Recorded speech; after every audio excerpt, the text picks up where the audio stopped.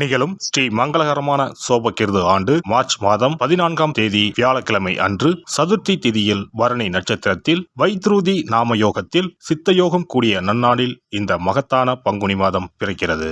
பிறக்கும் இந்த பங்குனி மாதத்தின் கிரக நிலைகளை பார்க்கும்போது மேசத்தில் குரு பகவானுடன் இணைகிறார் சந்திர பகவான். கன்னி ராசியில் கேது பகவானும் மகர ராசியில் செவ்வாய் பகவானும் உள்ளனர். சூரிய பகவான், புதன் பகவான், ராகு பகவான் மீனராசியில் சஞ்சாரம் செய்கின்றனர். கும்பராசியில் சனி பகவானுடன் சுக்கிரன் உள்ளார். இம்மாத கிரக பெயர்ச்சி என எடுத்துக்கொண்டால் செவ்வாய் பகவான் மகரத்தில் இருந்து கும்பராசிக்கு பெயர்ச்சி அடைகிறார். சுக்கிர பகவான் கும்பத்தில் இருந்து மீனராசிக்கு பெயர்ச்சி அடைகிறார். சந்திர பகவானை பொறுத்தவரை மேசத்தில் ஆரம்பித்து 2.25 நாட்கள் வீதம் 12 ராசிகளை கடந்து ரிஷபத்தில் அமர்ந்து பலன்களை தரப்போகிறார். இம்மாத சிறப்பாக குரு பகவான் நீச நிலையில் இருந்து வக்ர நிலைக்கு மாறுகிறார். இதன் காரணமாக உச்ச பலன்களை அள்ளித் தரப்போகிறார் குரு பகவான். இந்த கிரக அமைப்பினால் உங்கள் வாழ்வில் ஏற்படக்கூடிய சுப மற்றும் அசுப பலன்கள் என்ன என்பதனையும், அசுப பலன் ஏற்படுமாயின் ராசிக்காரர்கள் செய்ய வேண்டிய பரிகாரம் என்ன, வழிபட வேண்டிய தெய்வம், வழிபடும் முறை என்ன என்பதனை பற்றி விரிவாக காண்போம். பிறக்கப் போகும் இம்மாதம் உங்கள் வாழ்வில் வளமும் நலமும் செல்வ செழிப்பும் பெற்று வாழ்வின் உயரிய நிலையை அடைய எல்லாம் வல்ல எம்பெருமானை வேண்டி விரும்பி கேட்டுக்கொள்கிறேன். கன்னிராசி அன்பர்களே, இந்த மாதம் புத்தி சாதுரியத்தை பயன்படுத்தி காரியங்களை வெற்றிகரமாக செய்து முடிப்பீர்கள். செயல்திறன் அதிகரிக்கும். ஆனால் பயணங்களின் போது உடல் ஆரோக்கியத்தில் கவனம் தேவை. தொழில் மற்றும் வியாபாரத்தில் நல்ல லாபம் கிடைக்க பெறுவீர்கள். பிரச்சனைகளை பேசியே தீர்த்து விடுவீர்கள். உத்தியோகத்தில் இருப்பவர்கள் பதவி உயர்வு, கூடுதல் பொறுப்பு கிடைக்க பெறுவார்கள். எதிலும் திட்டமிட்டு செயலாற்றுவதால் மேல் அதிகாரிகளின் பாராட்டுகள் கிடைக்கும். குடும்பத்தில் இருப்பவர்களிடம் அனுசரித்து நடந்து கொள்வது அமைதியை தரும். கணவன் மனைவி இருவரும் சேர்ந்து எடுக்கும் முடிவுகளால் குடும்ப விஷயங்கள் சாதகமாக நடக்கும். பிள்ளைகளால் பெருமை சேரும். பெண்களுக்கு அடுத்தவர் பேசுவதை காதில் வாங்காமல் தவிர்ப்பது நல்லது. நீண்ட நாட்களாக இழுபறியாக இருந்த பிரச்சனைகள் குறையும். மனதில் எதிர்காலம் பற்றிய சிந்தனைகள் உண்டாகும். மாணவர்களுக்கு கல்வியில் வெற்றி பெற நண்பர்களின் உதவிகள் கிடைக்கும். வீண் செலவை குறைப்பது நல்லது. கலைத்துறையினரை பொறுத்தவரை எடுக்கும் முயற்சிகள் சாதகமான பலன் தரும். கடன் பிரச்சனை தீரும்.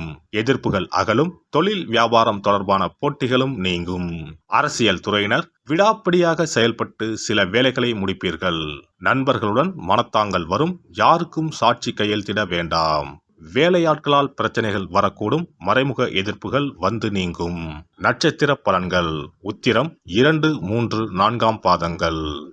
இந்த மாதம் குடும்பத்திலும் மகிழ்ச்சி தரக்கூடிய நிகழ்ச்சிகள் நடைபெற்று மேலும் மன நிம்மதி ஏற்படும். தொலைதூர பயணங்கள் மேற்கொள்ளக்கூடிய வாய்ப்புகளும் அதன் மூலம் அனுகூலமான பலன்களும் உண்டாகும். அஸ்தம் நட்சத்திரம். இந்த மாதம் துணிச்சலாக எதையும் செய்து முடித்து காரிய வெற்றி அடைவீர்கள். மற்றவர்களுடன் இருந்த பகை நீங்கும். பூர்வீக சொத்துக்களில் இருந்த சிக்கல்கள் தீரும். பணவரத்து கூடும். அரசாங்கம் மூலம் லாபம் உண்டாகும். நீண்ட தூர பயணங்களால் சாதகமான பலன் கிடைக்கும். சித்திரை 1, 2ஆம் பாதங்கள். இந்த மாதம் தொழில் வியாபாரத்தில் இருந்த தொய்வு நீங்கி விறுவிறுப்படையும். வசூலாக வேண்டிய கடன் பாக்கிகள் வசூலாகும். தொழில் தொடர்பான பிரச்சனைகள் தீரும். உத்தியோகத்தில் இருப்பவர்கள் பணி தொடர்பான கஷ்டங்கள் குறையும். நரசிம்மரை வணங்க மனதில் தைரியம் உண்டாகும். எதிர்ப்புகள் அகலும். எதிலும் வெற்றி உண்டாகும். அதிர்ஷ்ட கிழமைகள் புதன் மற்றும் வெள்ளி. அதிர்ஷ்ட தினங்கள் பங்குனி 14 மற்றும் 15. சிறப்பு பரிகாரம். வாரந்தோறும் செவ்வாய்க்கிழமை அன்று வீட்டில் உள்ள முருகப்பெருமான் படத்தினை துடைத்து சந்தனம் குங்குமம் பொட்டு வைத்து சிகப்பு அரளிப்பூ கொண்டு அலங்காரம் செய்யுங்கள். ஒரு கண்ணாடி டம்ளரில் தண்ணீர் ஊற்றி ஒரு எலுமிச்சை பழம், சிறு வெட்டிவேர் போட்டு முருகன் படத்திற்கு முன் வைத்து விடுங்கள்.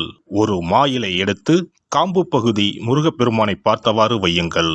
அகல் விளக்கில் நெய் தீபம் ஏற்றி மா இலையின் மீது வைக்க வேண்டும். தீபச்சுடர் முருகப்பெருமானை பார்க்கும் வண்ணம் இருக்க வேண்டும். கண்களை மூடி முருகப்பெருமானை மனமாற வேண்டி உங்கள் வேண்டுதல்களை வையுங்கள். பூஜை முடிந்த பிறகு அடுத்த நாள் டம்ளரில் உள்ள எலுமிச்சை பழத்தை உங்கள் வீட்டை சுற்றி திருஷ்டி கழித்து போட்டு விடுங்கள். 6 வாரங்கள் வரை இந்த வெட்டிவேரை மாற்ற தேவையில்லை. இவ்வாறு செய்து வழிபட்டு வர குடும்பத்தில் உள்ள எப்படிப்பட்ட கஷ்டமாக இருந்தாலும் அந்த கஷ்டத்திற்கு தீர்வு கிடைக்கும். நம்பிக்கை இல்லாமல் எந்த ஒரு வழிபாடும் செய்யக்கூடாது. நம்பிக்கையோடு செய்யும் பட்சத்தில் கைமேல் பலன் கிடைக்கும். இனி பங்குனி மாத சிறப்புகளும் வழிபாட்டின் பலன்களும் என்ன என்பதனை பற்றி காண்போம். பங்குனி மாதம் என்பது வழிபாட்டுக்கு உரிய மாதம். பங்குனி மாதம் வணங்குவதற்கும் பூஜைக்கும் உரிய மாதமாகும். ஒவ்வொரு மாதத்திலும் ஒவ்வொரு நட்சத்திரத்திற்கு முக்கியத்துவம் கொடுத்து விழாக்கள் நடத்துவது வழக்கம். ஆனால் பங்குனி உத்திர நட்சத்திரத்திற்கு மற்ற நட்சத்திரங்களை விட அதிக மகத்துவம் உண்டு. தெய்வ திருமணங்கள் அதிகம் நடைபெற்ற மாதம் பங்குனி மாதம். மாதங்களில் 12வது மாதம் பங்குனி, நட்சத்திரங்களில் 12வது நட்சத்திரம் உத்திரம். 12வது மாதமான பங்குனியும் 12வது நட்சத்திரமான உத்திரமும் இணையும் புனித நாள் பங்குனி உத்திரம் என்று கொண்டாடப்படுகிறது. எனவே பங்குனி மாத உத்திரத்தின் சிறப்புகள் அதிகம். பங்குனி உத்திர நாளில் அனைத்து ஆலயங்களிலும் சிறப்பு வழிபாடுகள் நடைபெறும். கிராம கோவில்களில் அக்னி சட்டி ஏந்துதல், பூஜைகள் விமர்சையாக நடைபெறும். எண்ணற்ற ஆலயங்களில் சுவாமி அம்பாள் திருக்கல்யாணம் நடைபெறும். சிலருக்கு கைகூடாமல் திருமணம் தள்ளி போனால் பங்குனி உத்திர நாளில் விரதம் இருந்து இறைவனை வழிபட்டால் வெகு சீக்கிரம் திருமணம் கைகூடும் என்பது ஐதீகம். அதோடு காதலிப்போர் மனதுக்கு பிடித்தவரை கரம் பிடிக்கவும் பங்குனி உத்திர விரதம் இருப்பது மிகுந்த பலனை கொடுக்கும். பங்குனி உத்திரம் கல்யாண விரதம் என்றும் அழைக்கப்படுகிறது. 8 வகையான மகா விரதங்களில் கல்யாண விரதமும் ஒன்று. ஆகவே இந்த நாளில் திருமணம் ஆகாத இளையோர் விரதம் இருந்து தமக்கு நல்ல வரன்கள் கிடைக்க வேண்டும் என்று சிவபெருமானையும் பார்வதி தேவியாரையும் வேண்டுவது நல்ல பலன்களை பெற்றுத்தரும். இத்தினத்தில் மேற்கொள்ளும் விரதம் மிகவும் விசேஷமானது. நீண்ட நாள் ஒற்றுமையுடன் வாழ விரும்பும் தம்பதியர் விரதம் இருந்து சிவனுக்கும் சிவ பார்வதிக்கும் அபிஷேகம் செய்வார்கள்.